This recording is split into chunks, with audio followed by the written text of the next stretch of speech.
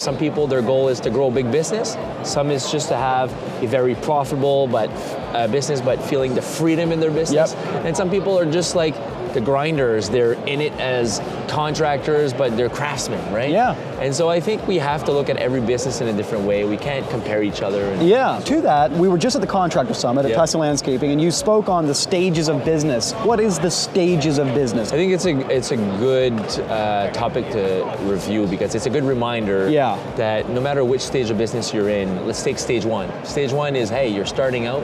Some people never get out of stage one. Stage one is you're working in the business, but not on it necessarily. You basically own a job. You own a job. Yeah, that's well said. I love that. Identify what stage you are in, Yep.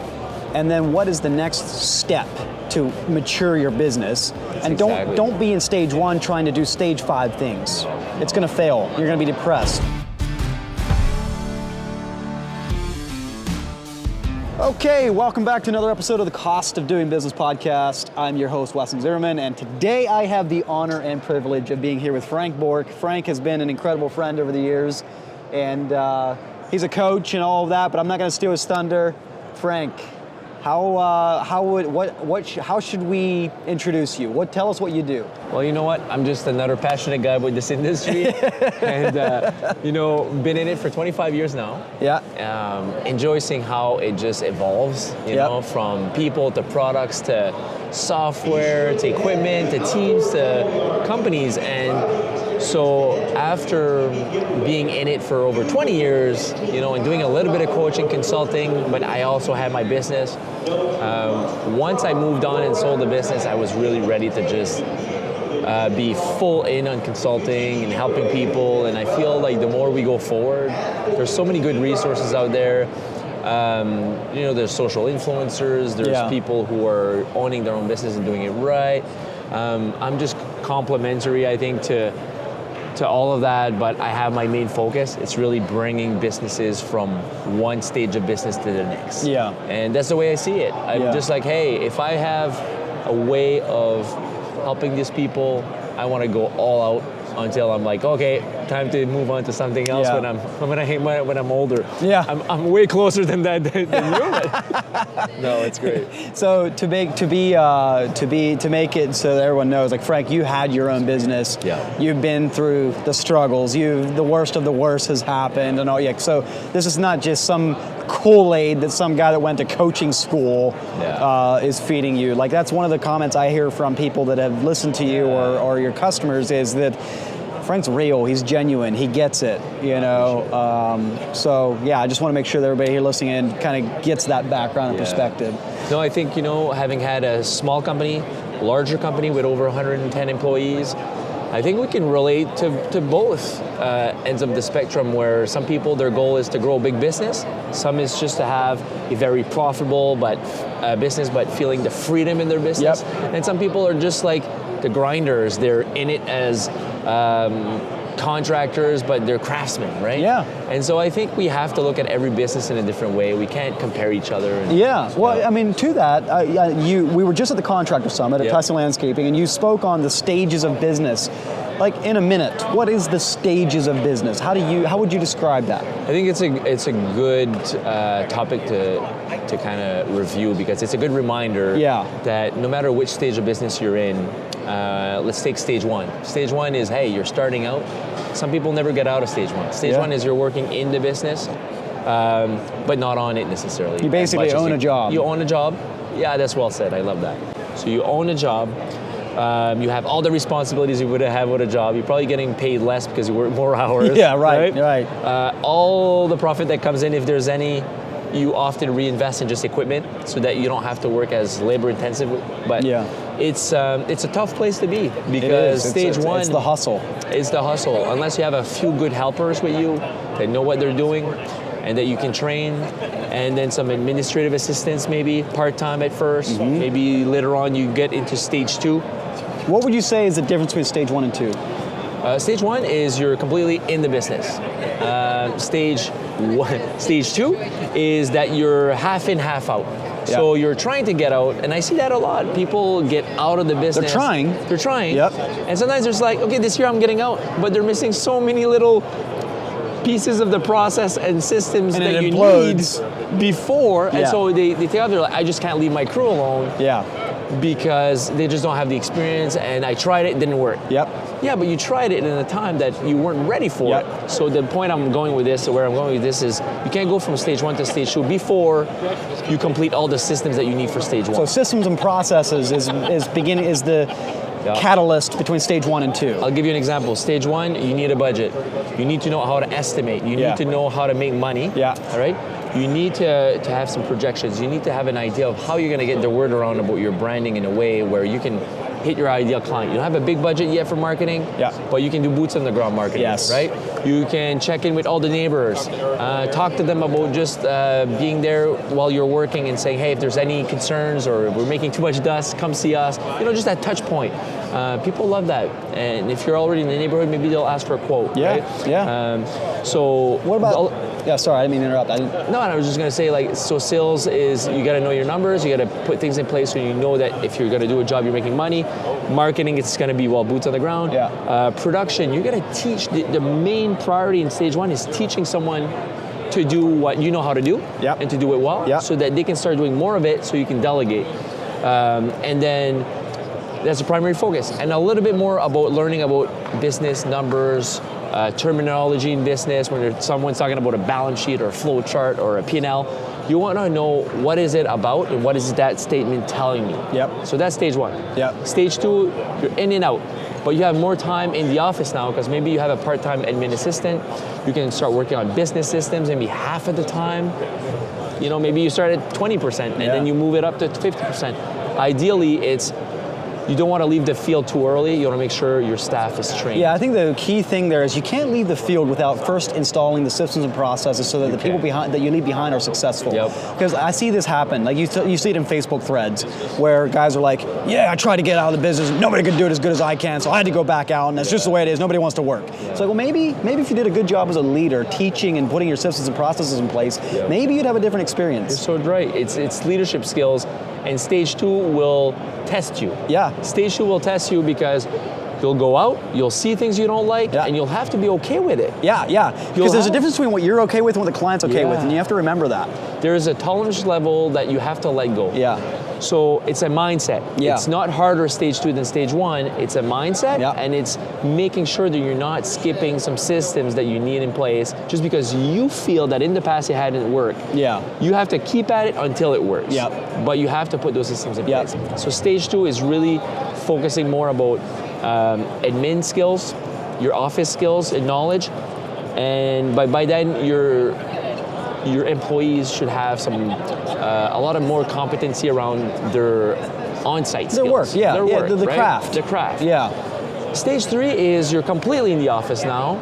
So you go from having all the hats on the field and off the field to just having mostly your hats are, and what I'm talking about having many hats is like many responsibilities. You're doing marketing and sales probably. You're probably still highly involved in sales. Marketing probably still involved. You don't have someone in charge of that department yet, but you're getting there. Production, you have leaders for your production teams. Maybe you have more than one team. You'll have a manager for that. I like to call them leader. It's not the same as manager. Manager, you're managing tasks. Leader's good. But leaders are inspiring people to want to do the work, do it better, and support better, and provide the resources. So you have those in place for at least the main departments like production and office. And maybe you're the office manager for now. You don't have an office manager, but you're definitely planning on it. As you're growing to stage 3, maybe eventually you have full-time admin.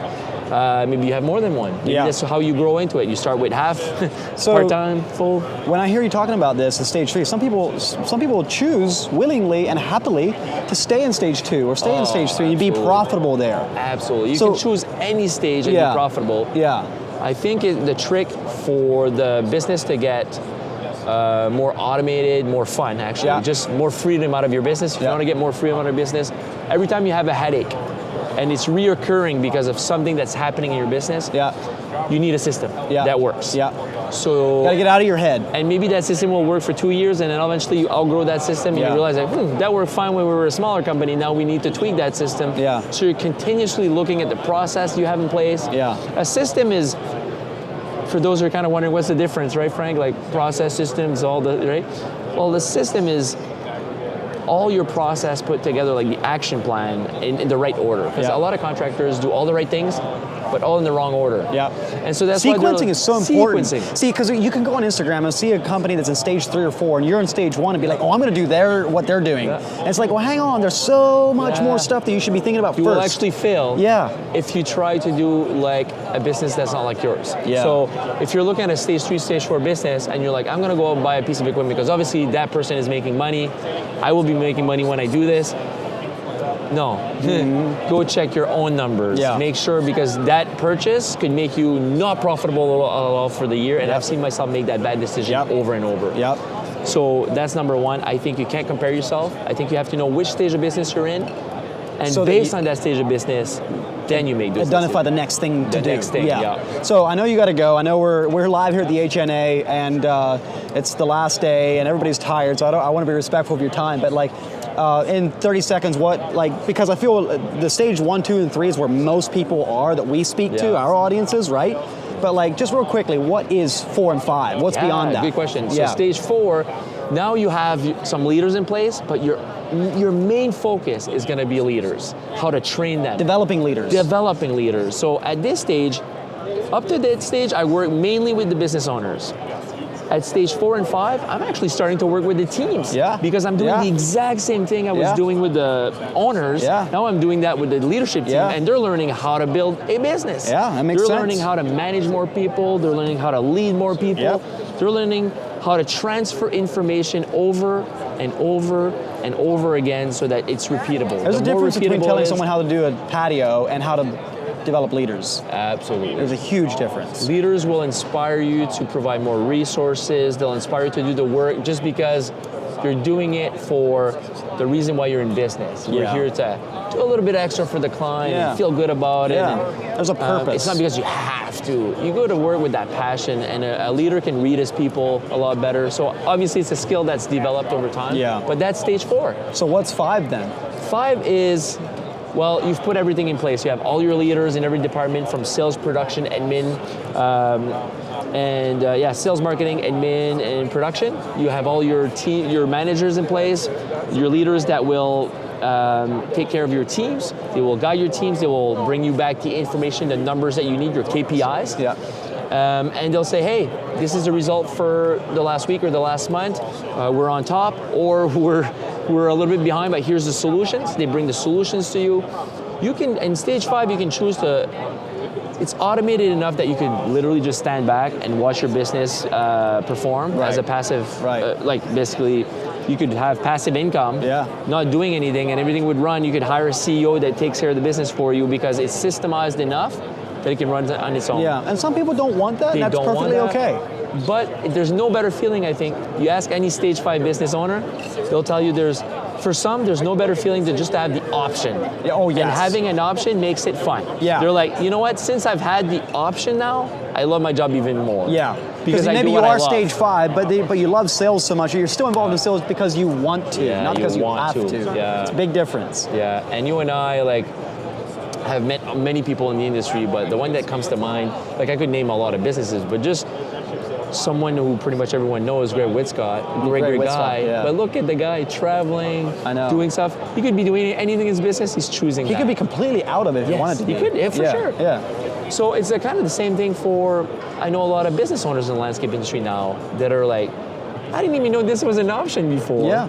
And so what we do with stage 5 business owners, we actually have 3 types of assessment we do with them. We do a freedom score to know when is it a good time for you as a business owner to move on from the business, to know you're ready to do this. Because what happens with a lot of business owners at stage 5 is they don't feel the purpose anymore. They don't feel purposeful. Yeah. They don't want to be. They don't feel needed. Like the guy, Greg at Toys. Yeah. He was saying, I come into work and I don't feel like I'm needed. Yeah. And he's like, I feel like I'm spinning, you know? I had someone attend my session yesterday, and it was a stage 5 business. The guy said he has not touched the office stuff for 3 months. That's amazing. But he says, I was kind of feeling kind of depressed because he's a young guy, early 40s. Yeah. And he's like, my wife says I should be grateful. He says, I need to know where I fit. Yeah. Because I need to have a purpose. I need to feel I'm helping people.